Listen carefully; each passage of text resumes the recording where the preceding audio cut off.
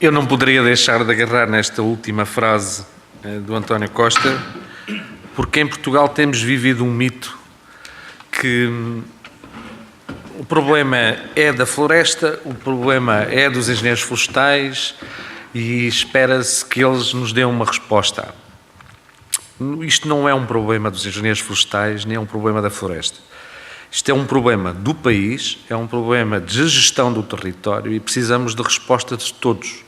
Precisamos de respostas dos economistas, precisamos de resposta dos políticos, precisamos de respostas da sociedade civil e, com certeza, que muitas respostas também dos engenheiros florestais, porque muita desta área é da sua competência. Mas aquilo que está na gênese do problema não são os problemas da floresta, são os problemas do território, são os problemas da insustentabilidade do mundo rural e, portanto, é importante que todos percebamos isto.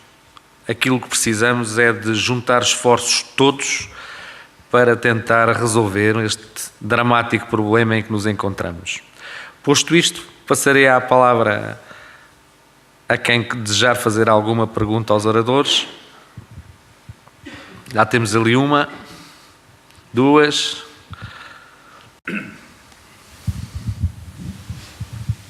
Força. Olá, boa tarde.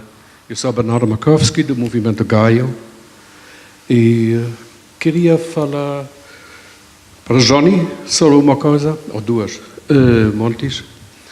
Eu estive presente no ensino de engenharia natural que fez o Montes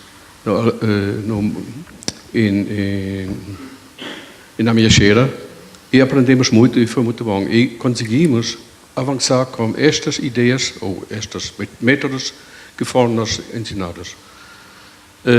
Outra coisa, eu acho, num sítio como vocês têm aqui no Carvalhal, com pouca terra, vocês devem pensar, devem mesmo pensar, arranjar uma estilhaçadora para criar terra. Tem custos, é lógico, depois fazer, tem custos, mas o Montes é como eu sei, uma das associações mais fortes, economicamente mais fortes, e talvez podem pensar nisso. Uma estilhaçadora profissional custa 3.500 euros. Não é fora de questão, acho eu, para Montes. Mas Montes tem, como eu li, 5.000 associados que pagam e pagam bem. Outra coisa, gosto muito do vosso avanço com o Douro para Gaios. Nós fazemos o mesmo. A ideia vindo da Alemanha de engenheiro florestal, que o engenheiro florestal de um dos maiores produtores florestais na Alemanha, é um conde, com quem tenho sempre troca das ideias.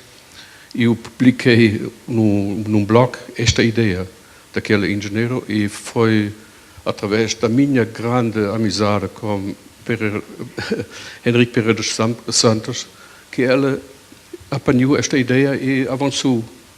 Muito bom. Eu acho apenas no verão, quando tem muito sol, precisa uma cobertura ali em cima, porque o sol deixa morrer muito facilmente as bolotas. Nós fazemos uma coisa diferente, ou mesmo com um bocadinho diferente. Matéria-prima, o que eu queria dizer? Nós somos parceiros com grande vontade e fazemos mesmo um trabalho muito, muito forte. O que estamos a criar realmente, sem falar sobre isso, mas devemos falar um bocadinho mais, criar um corredor ecológico. Isto está a acontecer ali no baldio da Ameixeira e precisamos mesmo os outros baldios se envolvem nesta grande obra. E no fim, Sr. António, eu estive presente em 2016 num grande incêndio de agosto. Estive lá 4 ou 5 dias, quase uma semana. Não é verdade que as pessoas das aldeias não combatam. Eles faziam combate também apesar na maneira deles. Ninguém estava lá, nenhum bombeiro, ninguém indicou para fazer, eles faziam. Um bocadinho selvagem, um bocadinho eles fazem o que querem, sim? O que eles entendem contra fogo e tudo aquilo que é proibido ou era proibido fazem. O que precisam mesmo são estas ferramentas, bombas, etc, etc. Mas precisa mesmo um controle.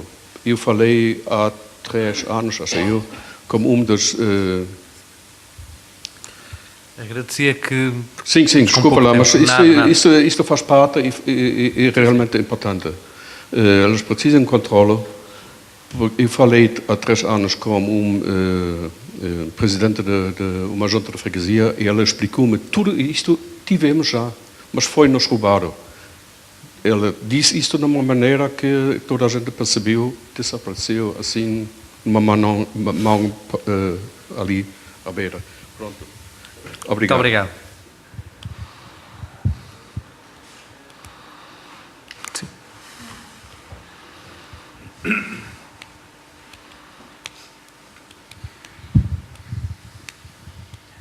Muito boa tarde à mesa, boa tarde aos restantes.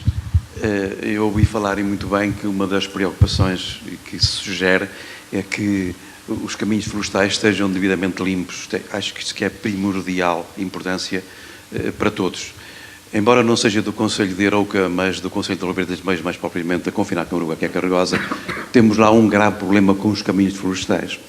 É que, infelizmente, depois de os tratarmos, ou melhor, a Câmara Municipal os tratar, o que é que acontece? Logo no fim de semana a seguir, eu não tenho nada contra as pessoas que têm jipes, que têm motos 4, que têm todo o género disso, mas aquilo é logo aproveitado para fazer rallies, fazer tudo. O resultado, passado o mês, está tudo destruído. Quando os proprietários, e depois ficam regos nos caminhos, vêm as chuvas fogem dos regos naturais para drenar as águas e estragam tudo. Eu não sei se a Câmara de Arouca, como tem alguma solução para eu, desculpe, mas não tenho nada contra as pessoas que têm esses instrumentos, essas motas, jipes, etc. Só que é um problema que temos lá que não sei como é que é resolver. Todos os anos tem que se limpar os caminhos, tem que se repor os rodados que eles fazem, logo passado 15 dias ou mês já está tudo na mesma. Portanto, só queria deixar esta consideração, porque se houver alguma solução em Arouca para isso, nós agradecemos. Muito obrigado. Muito obrigado.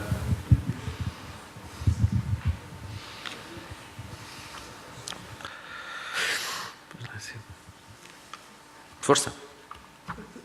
2 pequenas observações, ou melhor, uma mais pequena e outra maior.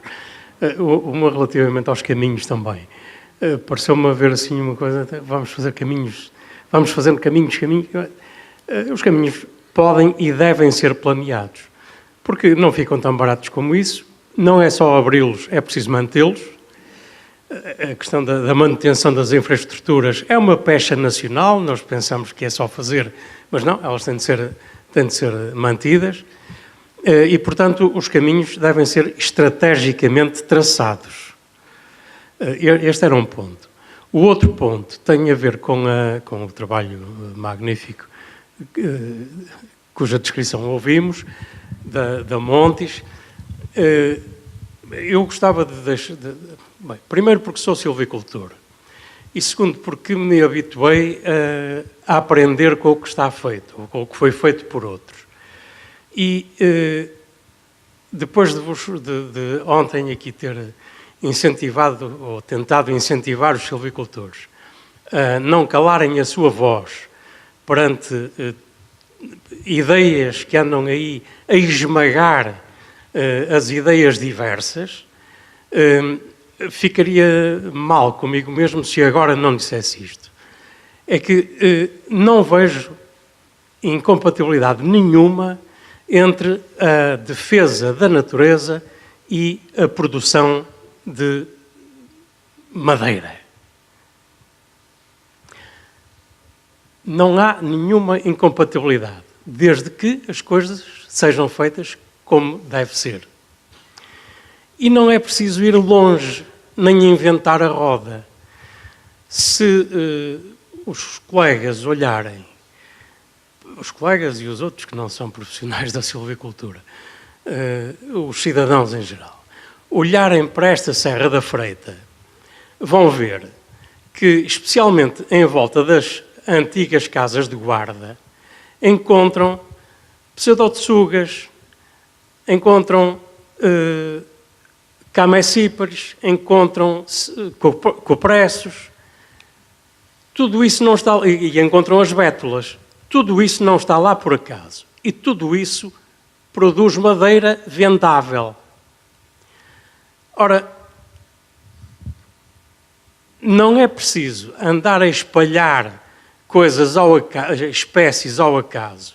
Podemos plantar o mesmo número de árvores com uma lógica do tipo daquela a que obedeceu a arborização em torno dos logradouros das casas de guarda, que são de uma grande sabedoria. Eu digo à vontade, não estou a fazer elogios a mim próprio, porque nunca trabalhei nisso, mas vi o trabalho que resultou dos colegas que fizeram as arborizações da serra, que não foi só a pinheirização.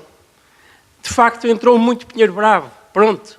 Porquê? Também tinha uma lógica que o pinheiro bravo é uma pioneira, apesar de tudo, que a seguir a ele permitiria entrar com outras espécies. Não vamos entrar por aí. Vamos entrar na qualidade específica desses logradouros que estão aí pela serra fora e que mesmo com estes incêndios todos, eles chegam ali e amocham, arrefecem, caem.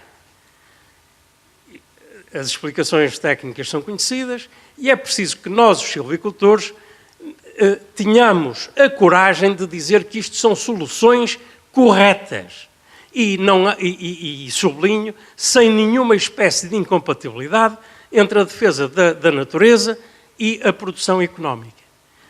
Outro aspecto é que podemos os povoamentos, e termino, os povoamentos mistos são reconhecidamente mais resilientes ao fogo e não só ao fogo, também aos problemas sanitários, por exemplo, do que os povoamentos puros. São mais difíceis de gerir. Mas há uma maneira, pelo menos uma, e essa eu tenho praticado, de constituir povoamentos mistos puros. Vou explicar. Podemos ter várias espécies numa área, mas com a mesma espécie ocupando uma mesma área, digamos, uma mesma sub-área.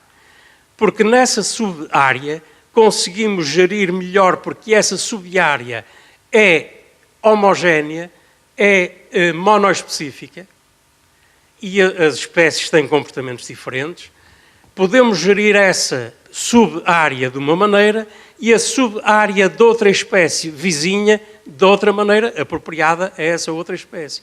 Isto não deixa de ser um povoamento misto, mas é mais fácil de gerir do que um povoamento misto pé a pé. É uma recomendação, uma sugestão, melhor dizer. Ou seja, resumindo, que sejam feitos pequenos núcleos, preferencialmente à dispersão de uma mistura enorme de árvores.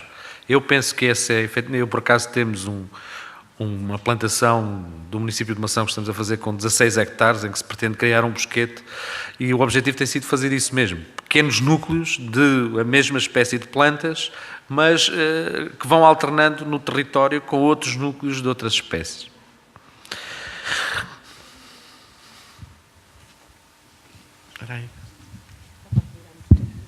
Ora, boa tarde, Elísio Silva de Mansores. Eu queria levantar aqui um pequeno pormenor sobre o grupo de trabalho das primeiras jornadas de 2017, sobre abrir caminhos e guias de orientação para os bombeiros. Eu acho que a sensação que eu fico é que isto é tudo amadores. Desculpem. Amadores, porque hoje com a tecnologia que existe, informática, cartográfica, e sucessivamente, com os técnicos que a Câmara tem, e penso que bons, desde florestais à geografia, mal seria de um exército se tinha que perguntar a guias para orientar a guerra.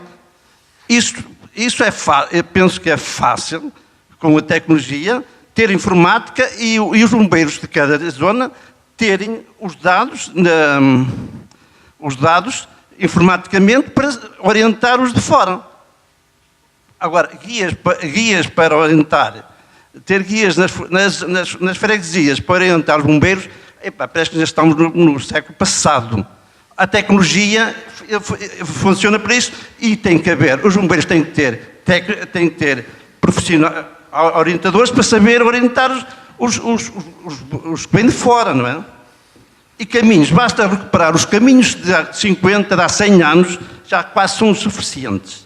Podem ser melhorados e assim sucessivamente. Não é? Como disse um outro, agora anterior a mim, caminhos por aqui, pela direita e pela esquerda, não funcionam. Tem que haver caminhos estruturais que definam a floresta e basta pegar nos caminhos antigos, pouco mais será necessário. E ter, juntamente com os técnicos da Câmara, bombeiros, apesar que os bombeiros são para apagar fogos, não são para, possivelmente, e não são possivelmente para prevenir. Pronto, tudo bem. É como os médicos são para tratar os doentes, não são para anteriormente. Mas se tiver interligação, se a nível da Câmara criar uma estrutura orgânica que definam os caminhos, que definam a limpeza, as máquinas a trabalhar nessa limpeza e bem definido, porque hoje com o computador, até com o GPS no telemóvel, diz onde é que são os caminhos e onde é que pode andar para trás e para a frente, onde é que se pode rodear e como se pode rodear. É simples, muito obrigado. Vou entender. Muito Atenção que eu, no pequeno, andava com as vacas no monte. Já agora está aqui. Eu passaria a primeira aqui, talvez que. Se não.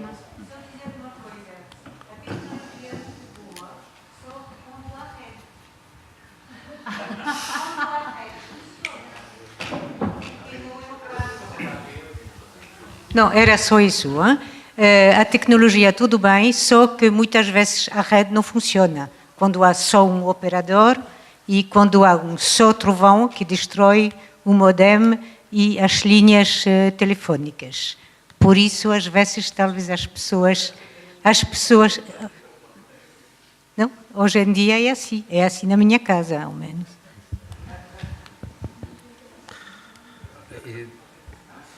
Eu aceitava só esta última intervenção e depois passaria a palavra aos oradores.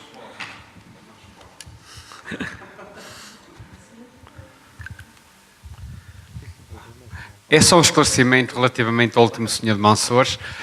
O que foi dito, eu fiz parte do grupo de trabalho, e o que foi identificado foi, isto não é questão de andar a fazer caminhos por todo o sítio, é questão de que foram identificados algumas limitações ao nível dos acessos principais, estamos a falar de acessos principais e da ligação de muitos caminhos públicos principais no território. E esta questão ninguém está a pensar em abrir caminhos de 5 em 5 metros.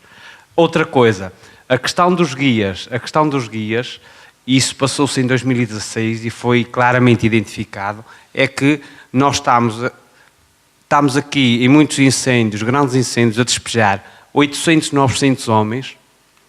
Não há depois uma ligação entre o posto de comando e muitos desses meios, e têm que estar identificadas pessoas que conhecem o terreno.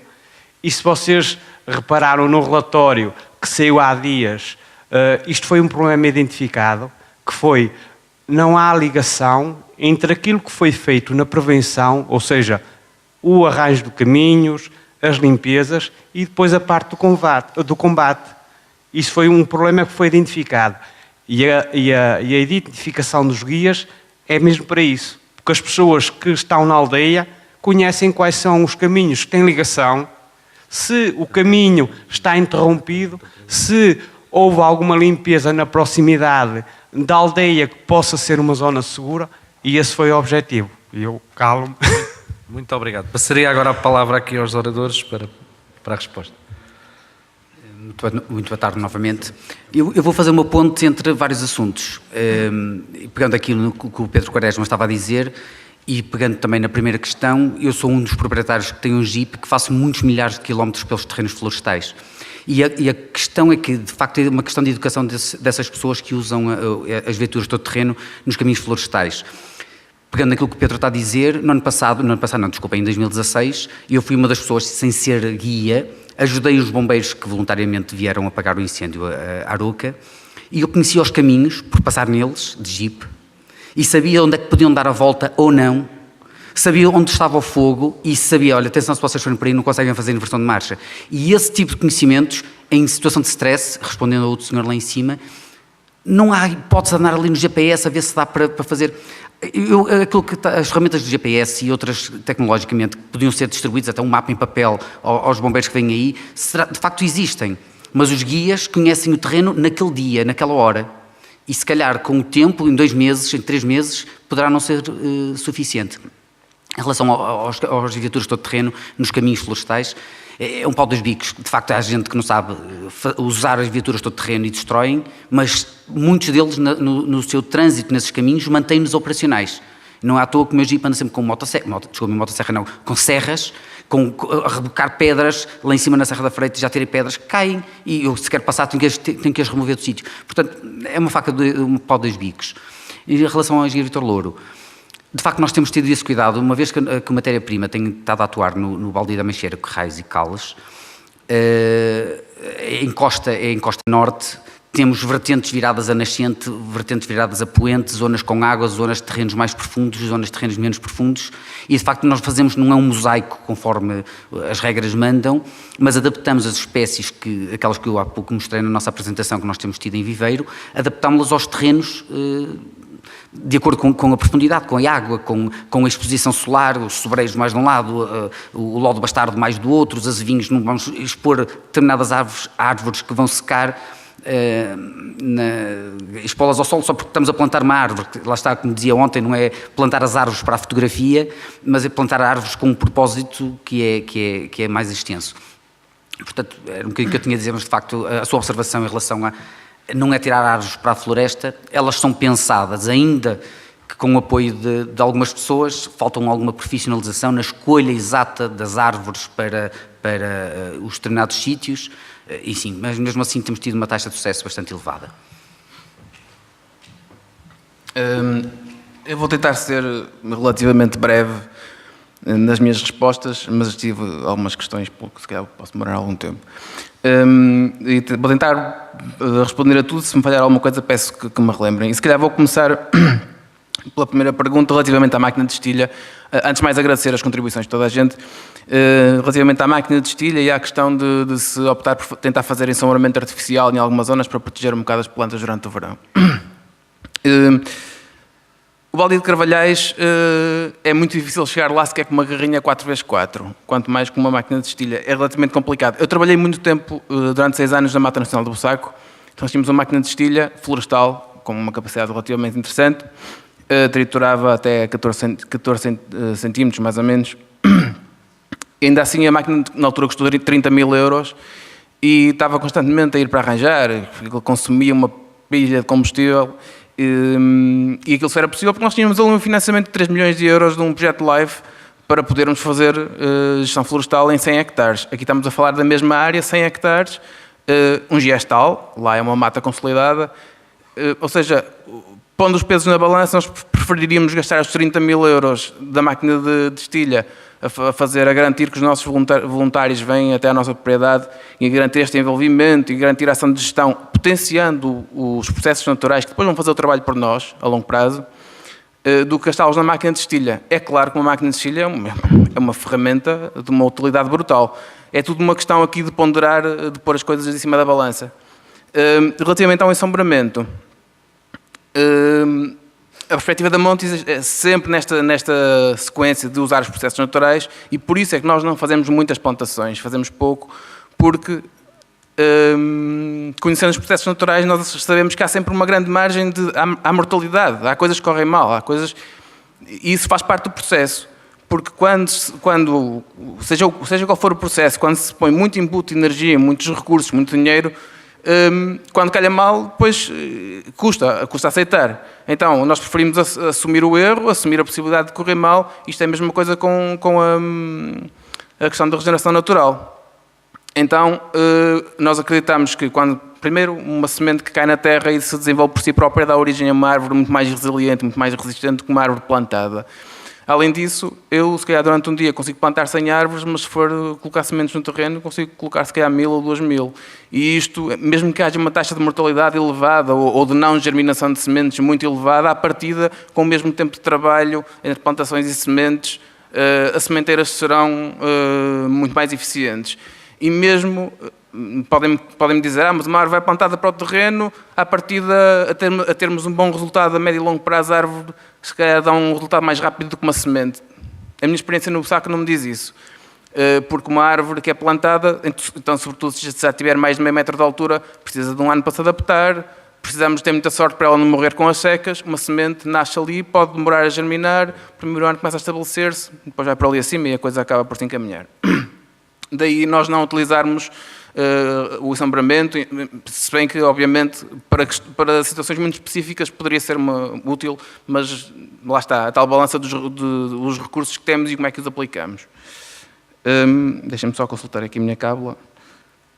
Pronto, passando então para o segundo, as perguntas que vieram a seguir. Eu conheço bastante bem o Rio Bestança. E o Bestança, há uns anos atrás, era predominantemente agrícola. Estamos a falar de Montemuro, tem aquelas encostas muito inclinadas, o Rio Bestança cá em baixo, os ecossistemas de montanha com o pastoreio na parte de cima, os fogos andam sempre na zona superior.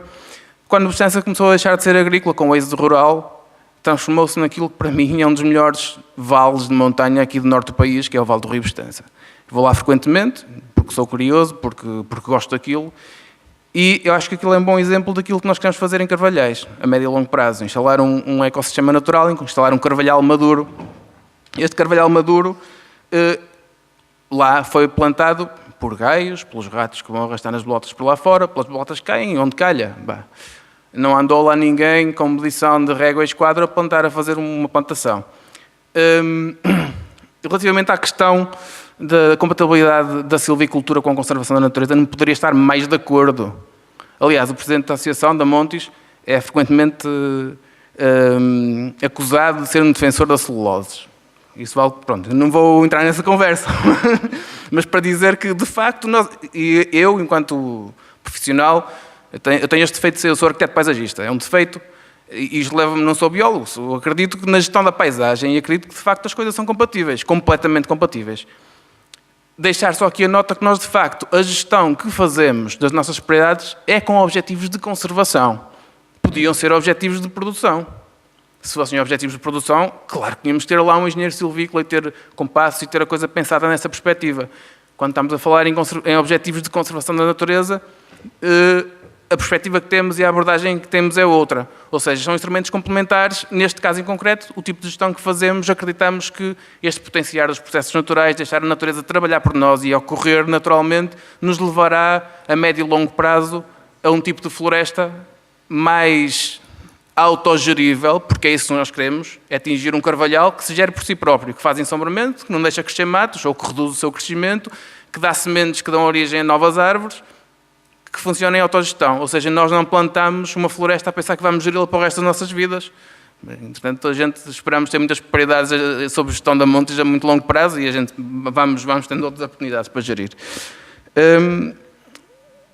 Relativamente aos povoamentos mistos e aos povoamentos puros, sim, muito recentemente foi-nos feita uma crítica construtiva de que nós fazíamos monocultura de carvalho nas propriedades de montes. Não fazemos monocultura de carvalho, nós plantamos carvalhos porque o carvalho é a espécie clímax, é a espécie que vai potenciar, quando tivermos o ecossistema desenvolvido, é a espécie que vai dominar. Todas as restantes espécies acabarão por ali aparecer de uma forma ou de outra. Os processos naturais vão se encarregar de o fazer. Carvalhais tem eucalipto, nós não tiramos os eucaliptos, eles estão lá, não nos estão a chatear para já. Tem pinheiro bravo, que nós também não tiramos, inclusive estamos a fazer condução de alguns desses pequenos povoamentos. Esta ideia dos bosquetes é uma ideia muito interessante e é a forma como nós estamos a trabalhar carvalhais. Nós não temos recursos para plantar em 100 hectares. Estamos a aproveitar as linhas de água, as baixas de montanha, os locais onde há solo, estamos a potenciar a regeneração natural nestes sítios, a sementeira direta e as plantações, de forma a começarmos aos poucos a ter alguns núcleos de vegetação, de onde possamos depois partir para a gestão e para a recuperação da restante propriedade. E concordo plenamente, esta gestão dos povoamentos mistos é muito interessante, permite biodiversidade, permite tornar o ecossistema mais resiliente em todos os pontos. E penso que respondi a tudo.